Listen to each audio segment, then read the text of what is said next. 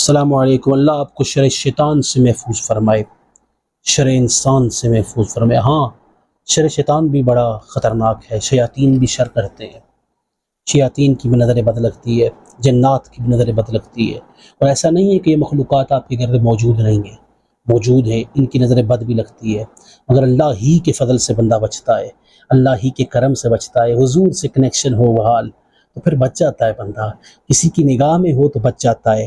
مگر ایک وظیفہ ہے المانع المانع المانع، اگر یہ وظیفہ آپ کر لیں، اپنی ورد ذباحر سے جہاں رکھیں، پڑھتے رہیں، تو انشاءاللہ تبارک و تعالی شر انسان سے بھی محفوظ رہیں گے، شر شیطان سے بھی محفوظ رہیں گے۔